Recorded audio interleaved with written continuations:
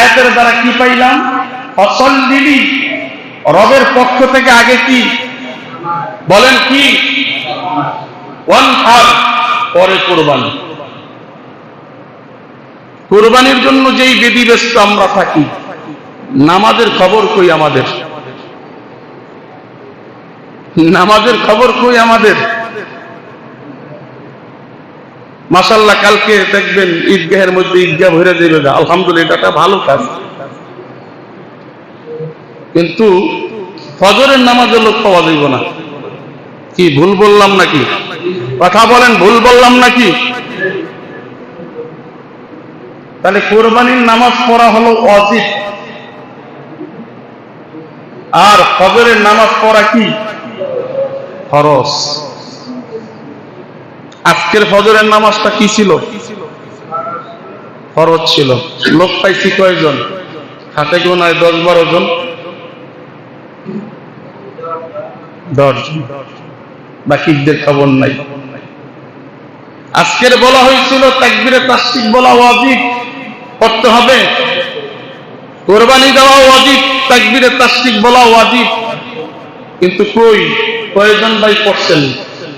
বুকে হাত দিয়ে বলেন তো, হ্যাঁ, কয়জন পড়ছেন? খবর নেই। কি পড়া দরকার ছিল কি ছিল না বলেন? ছিল কি ছিল না বলেন?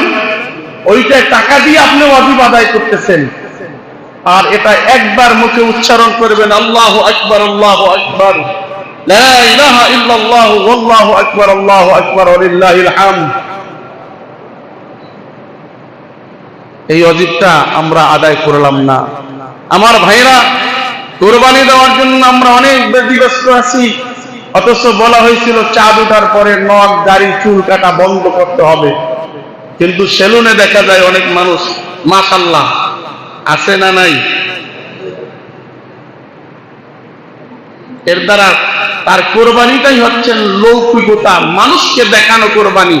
এই মানুষকে দেখানো কোরবানি দিয়া আল্লাহর আদালতে নাজাতের কোন উসিলা পাওয়া যাবে? এজন্য ভাই, কোরবানিটা দিব আল্লাহর জন্য। আগের যে আমল আছে দেখেন, প্রত্যেকটি বছরের শুরু আছে এবং শেষ আছে। শুরুটাও হয়েছিল আমলের দ্বারা, শেষটাও হয় আমলের দ্বারা। সুবহানাল্লাহ বলেন। আরবি মাসটা 12টা মাস। কয় মাস? 12 মাস। ঠিক এই 12 মাসের শুরুটা হচ্ছে মুহররম মাস, আমল দ্বারা শুরু। শেষটা হচ্ছেন জিলহজ মাস, এটাও আমল দ্বারা শুরু। তাহলে শুরু যার ভালো, শেষ যার ভালো। আমরা বলি না অনেক সময়, শেষ ভালো তো তার সব ভালো। কথাটা বলি কি বলি না বলেন? বলি। মাঝখানে যত মাস আছে, সবচেয়ে আমলের মাস হলো এই জিলহজ মাস। সুবহানাল্লাহ বলেন। কি মাস ভাই? জিলহজ মাস। এই জিলহজ মাসে বহু আমল, বহু আমল, বহু আমল, যে আমলের শেষ নাই।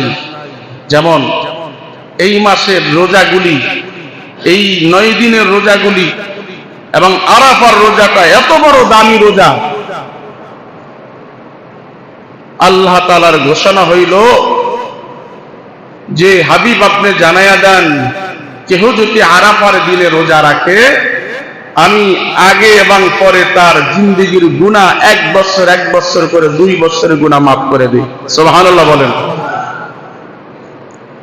কি ভাই, পেরেছি কি রাখতে? হ্যাঁ, রাখতে কি পেরেছি? পারি নাই।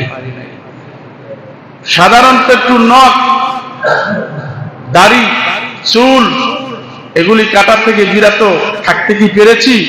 পারি নাই। দান খয়রাত কি করতে পেরেছি? না। এদিক থেকে আমরা পিছনে আছি। জিকির আজকার, তাসবিহ তাহলিল, ইস্তিগফার করতে কি পেরেছি? এর থেকেও বিরত, পিছনে আছি। এরপরে হজ, উমরা, এর থেকে আমরা অনেক পিছিয়ে আছি। কোরবানিটা এটা হয়তো সমাজের ভিতরে অনেক লোক আছে যারা অনেকে দেয় অনেকে দেয় না, অনেকের সামর্থ্য আছে অনেকের সামর্থ্য নাই, আবার অনেকে কুরবানি দেই লৌকিকতা মানুষকে দেখানোর জন্য যে কুরবানিটা দিলে না দিলে কেমন দেখায়, আহারে নূতন বিয়াই বাড়ি যদি না হয় এটা কেমন দেখায়, অনেক চিন্তা ভাবনা করে কেউ কুরবানি দেয়। কিন্তু সঠিক ইখলাসওয়ালা কুরবানি খুব কম মানুষেরই পাওয়া যায়। আল্লাহ তাআলা আমাদের সবাইকে ইখলাসওয়ালা কুরবানি দেওয়ার তৌফিক দান করে, বলেন আমিন। তাহলে আগামী কালকে সর্বপ্রথম সুন্নাত হলো, আগামী কালকের সর্বপ্রথম সুন্নাত হলো ঘুম থেকে অতি তাড়াতাড়ি জাগ্রত হওয়া। সুবহানাল্লাহ বলেন। ঘুম থেকে অতি তাড়াতাড়ি করে জাগ্রত করা, জাগ্রত করার পরে হাতে মেসওয়াক নিয়ে ওযু করা। সুবহানাল্লাহ বলেন। হাতে মেসওয়াক নিয়ে কি করা? ওযু করা। ওযু করার পরে কোথায় যাওয়া? মসজিদে চলে যাওয়া। মসজিদে গিয়ে জামাতের সাথে ফজরের নামাজ আদায় করা। সুবহানাল্লাহ বলেন। ফজরের নামাজ কি? আদায় করা। এরপরে আমি বাড়িতে যাব, কিন্তু একটু পার্থক্য হাদিসের কথা বলেই দেই। রমজানের ঈদের নামাজ আর কোরবানির ঈদের নামাজ একটু পার্থক্য থাকে। এটা আল্লাহ রাসূলই পার্থক্য করে গেছেন যে রমজানের ঈদের নামাজটা একটু দেরি করে হবে, কোরবানির ঈদের নামাজটা একটু তাড়াতাড়ি করে হবে। সুবহানাল্লাহ বলেন। এরপরে তাকবীরে তাশরিক পাঠ করা। বলেন কি পাঠ করা? তাকবীরে তাশরিক পাঠ করা। এরপরে আপনার যখন ঈদগাহে আসবেন, রাস্তার ডান দিক থেকে আসা, এই তাকবীর পাঠ করতে করতে আসা, এসে আগে আগে ঈদগাহের ময়দানে এসে ঈদের নামাজ আদায় করে সর্বপ্রথম আপনার যেই ক্রয়কৃত পশুটা আছে ওটাকে জবাই করা। সুবহানাল্লাহ বলেন। পারা যাবে তো ইনশাআল্লাহ? কি বলেন, এই সুন্নাতগুলি আদায় করা পারা যাবে? আরেকটা সুন্নাত আছে, সেটা হলো কি জানেন? কোরবানির দিনে একটু রোজা রাখা। এটা আবার কেমন কথা যে দুই ঈদে রোজা রাখা তো হারাম, ঠিক না? বুঝেন কথা, মাসালা বুঝেন। দুই ঈদে রোজা রাখা কি হারাম, কিন্তু এখানে একটা সময় সীমা আছে রোজা রাখার। কেমন? কোরবানির দিনে যে গরুটা জবাই, যেই পশুটা জবাই করবেন, এর থেকে কিছু গোশত ওজন করে বাড়িতে পাঠাইয়া দিয়ে আপনার পরিবারকে নিয়ে খানা দানা করা, অর্থাৎ এটা দিয়ে ইফতার করা। সুবহানাল্লাহ বলেন। তো ইফতারটা করবেন রাত্রে না, আগে আগে ইফতার করা, দিনের বেলা ইফতার করা, এটা হলো সুন্নাত। এটা কি ভাই? সুন্নাত। কিন্তু যেইটা অতিরিক্ত আপনি নিয়ে নিলেন, এটাকে ওজন দেওয়া লাগবে না? কি বলেন, ওজন দিতে হবে না? ওজন দিয়ে দিবেন। ওজন দেওয়ার পরে আপনার সমস্ত গরুটার গোশতগুলি ওজন দিয়ে আপনি তিনটা ভাগ করবেন। কয়টা ভাগ? তিনটা ভাগ। সুবহানাল্লাহ বলেন। একটা ভাগ হলো আপনার নিজের জন্য। কার জন্য? আপনার নিজের জন্য। আপনি নিজের ছেলে মেয়ে, বিবি বাল বাচ্চা, মা বাবাকে নিয়ে খাবেন। আরেকটা ভাগ হলো আপনার আত্মীয় স্বজনদের জন্য, যেমন বোন, চাচা, জ্যাঠা, ফুফা, খালু, মামু আছে না, এদের জন্য। আরেকটা ভাগ হলো গরিব, মিসকিন, অসহায়দের জন্য, এতিমদের জন্য। কিন্তু ভাইরা, আরেকটা ভুল আমরা করে থাকি। আমরা কি করি জানেন? গরু জবাই করার পরে আমরা আমাদের গোশত দিয়ে দিই তাদেরকে। গোশত দেওয়া যাবে না। যারা খাটাখাটনি করবে এদেরকে গোশত দেওয়া যাবে না। এরপরে দেয় কোন জায়গায় দেবার দেয় জানেননি? নিজের বাগেরটা দেয় না, আত্মীয় স্বজনেরটা দেয় না, দেয় কাটটা ওই আল্লাহ রাস্তাটা। না, এটা করবেন না। কি করবেন? তাকে বদলি হিসাবে, রোজ হিসাবে আপনি টাকা নির্ধারণ করে কাজ করাবেন। বুঝাইতে পারছি?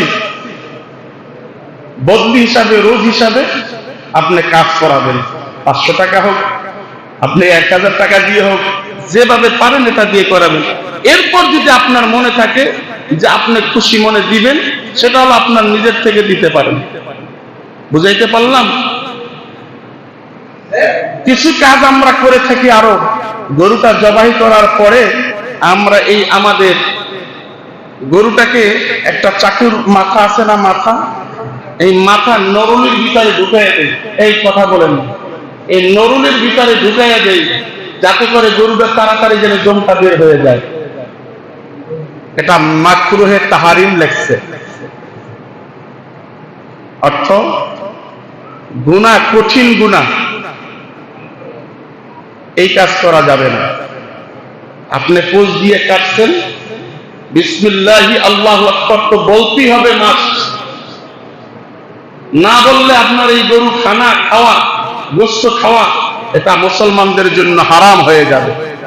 শুধু এইটা না, মুরগিও যদি জবাই করেন, অন্য সময় যদি জবাই করেন, কোন মানুষের নামে গোশত জবাই করা এটা মুসলমানদের জন্য হারাম। জবাই করতে হলে কার নামে করতে হবে? বলেন, কার নামে? বিসমিল্লাহি আল্লাহু আকবার। বলেন, বিসমিল্লাহি আল্লাহু আকবার। শুরু করেছি আমি আল্লাহর নাম দিয়া, আর আল্লাহ যে বড়, তার উপর তার সন্তুষ্টির জন্য আমি কোরবানি করলাম। দোয়া আছে, কুল ইন্না সালাতি ওয়া নুসুকি ওয়া মাহইয়ায়া ওয়া মামাতি লিল্লাহি রাব্বিল আলামিন। এরপর একটা লম্বা দোয়া আছে। দোয়ার মাঝখানে জবাই করার পরও একটা দোয়া আছে। যদি এগুলা না পারেন, তারপর শুধু এতটুকুন পড়বেন, বিসমিল্লাহি আল্লাহু আকবার। নিজের গরু নিজেই জবাই দেওয়া এটা দূষণীয় না, এটা বরং আরো ভালো। নিজে দিতে পারবেন, সুবহানাল্লাহ বলেন, নিজে দিতে পারবেন। আরেকটা কাজ আমরা করে থাকি, গরুটার দম যাওয়ার আগে, দম বুঝেন তো, দম যাওয়ার আগে ওই হাতে, মানে গরুর পায়ের যে রগগুলো আছে না, রগগুলা কাটে। এটাও নিষেধ করেছেন আল্লাহ রাসূল। এটা কি এখন আপনার আমার ইচ্ছায় হবে না, আল্লাহ এবং আল্লাহ রাসূলের তরিকায় হতে হবে? আল্লাহ এবং আল্লাহ রাসূলের তরিকায় হতে হবে। তাহলে আমরা এখানেও শিখলাম যে কি, আমরা যখন গরুটা জবাই করব, দম পুরোটা যাওয়ার পরে, চাই সেটা 10 মিনিট হোক, 20